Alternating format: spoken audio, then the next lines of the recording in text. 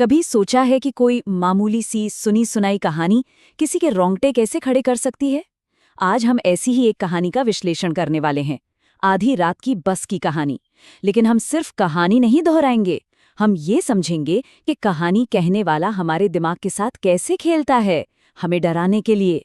तो चलिए इस खौफ की एक एक परत को खोल कर देखते हैं। जरा सोचिए, रात का अंधेरा, मूसलाधार बारिश और शहर की आखिरी बस के पीछे कोई भाग रहा है।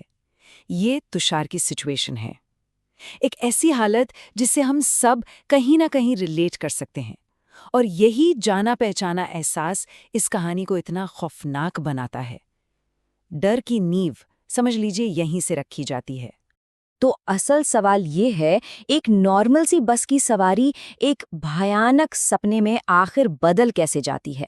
ये सिर्फ अचानक से डरावने चेहरे दिखाने वाली बात नहीं है। ये कहानी हमें बेचैन करने के लिए बहुत ही चालाक साइकोलॉजिकल ट्रिक्स का इस्तेमाल करती है।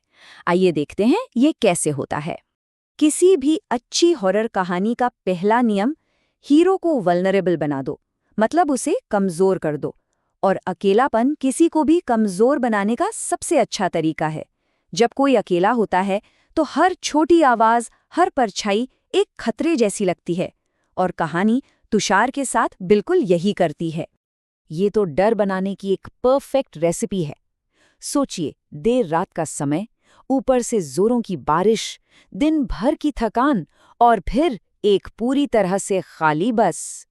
इनमें से हर एक चीज तुषार के अंदर से सेफ्टी वाली फीलिंग को छीन लेती है और उसे आने वाले खौफ के लिए पूरी तरह से तैयार कर देती है। तो जब हीरो अकेला और वल्नरेबल हो गया तो कहानी अपना अगला दांव चलती है, उसकी हकीकत पर हमला। सबसे गहरा डर तब पैदा होता है जब किसी को अपनी ही आंखों पर यकीन न हो, जब समझ ही ना आए कि क्या सच है और क्या नहीं। अब हम तुषार के दिमाग के अंदर हैं और बिल्कुल उसी की तरह कंफ्यूज्ड। एक पल पहले बस लोगों से खचाखच भरी थी और अगले ही पल खाली। कोई स्टॉप नहीं आया, कोई उतरा नहीं। आखिर ये हो क्या रहा है? कहानी हमें भी अपने लॉजिक पर सवाल उठाने पर मजबूर कर रही है। ये साइकोलॉजिकल कॉन्फ्लिक्ट का एक क्लासिक केस है। तुषार की आंखें उसे कुछ बता रही हैं, पर उसका दिमाग कुछ और कह रहा है। कहानी उसे और हमें गैस लाइट कर रही है। ये एक तरह की दिमागी हेरफेर है जो किसी को अपनी ही यादों और समझ पर शक करने पर मजबूर कर देती है। हम भी सोचने लगते हैं कि सच क्या है। अब कहानी में एंट्री होती है सुपरनैचुरल एलिमेंट्स की। लेकिन ये भूत सिर्फ डराने के लिए नहीं है, ये है मैसेंजर्स जो दूसरी दुनिया से आए हैं। वो इस भयानक नई हकीकत के नियम बताने और आने वाले खतरे की चेतावनी देने के लिए हैं। स्टोरी टेलिंग की दुनिया में इस तरीके को हेराल्ड कहते हैं। जैसे शेक्सपियर के नाटक में भूत आकर हैमलेट को चेतावनी देते थे ना, बस वैसे ही ये किरदार कहानी में आने वाले खतरे का सिग्नल देते हैं। ये सिर्फ भूत नहीं है, ये कहानी को आगे बढ़ाने के लिए बहुत जरूरी है। तो ये है हमारा पहला मैसेंजर, एक बूढ़ा आदमी जो एक रहस्यमयी चेतावनी देता है कि ये कोई मामूली बस नहीं है, इसका एक डार्क पास्ट है। और तुषार ने अनजाने में एक ऐसी दुनिया में कदम रख दिया है जहां उसे नहीं होना चाहिए था। खतरा अब सिर्फ एक एहसास नहीं बल्कि हकीकत लगने लगा है। पर अगर वो बूढ़ा आदमी एक शांत वार्निंग था, तो अगला मैसेंजर तो सीधा सीधा खतरा है। अखबार वाला आदमी वो सुपरनैचुरल दुनिया का एक ज्यादा आक्रामक और खतरनाक चेहरा है। इस पूरी मुलाकात में हर पल को टेंशन बढ़ाने के लिए बहुत ध्यान से बनाया गया है। एक अजीब से रहस्य से लेकर एक भयानक खुलासे तक, फिर एक चौंकाने वाले मोड़ तक, और आखिर में एक ऐसा काम जो समझ से बिल्कुल परे है। ये डर की एक ऐसी सीढ़ी है जो तुषार को टूटने की कगार पर ले आती है।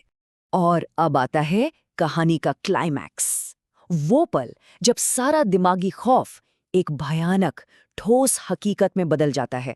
वो सच जो तुषार को हमेशा हमेशा के लिए बदल देगा। अपनी जान बचाने के लिए तुषार अगले स्टॉप पर बस से कूद जाता है।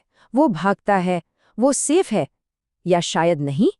लेकिन फिर वो एक क्लासिक गलती करता है। वो पीछे मुड़कर देखता है। और डरावनी कहानियों का एक रूल है, कभी पीछे मुड़कर नहीं देखना चाहिए, क्योंकि जब कोई ऐसा करता है तो आखिरी भयानक सच्चाई हमेशा इंतजार कर रही होती है।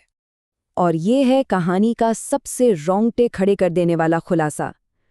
वो बस एक जला हुआ मलबा है और वो उन आत्माओं से भरी है जो उसी के साथ जल गई थी, जिसमें वो 2 आदमी भी शामिल हैं जिनसे तुषार मिला था। ये कोई सपना नहीं था, कोई वहम नहीं था, ये एक भयानक हकीकत थी। और आखिर में हमारे पास ये एक परेशान करने वाला सवाल रह जाता है। तुषार जिस्मानी तौर पर तो बच गया, लेकिन क्या कोई इस तरह के अनुभव से दिमागी तौर पर कभी उभर सकता है?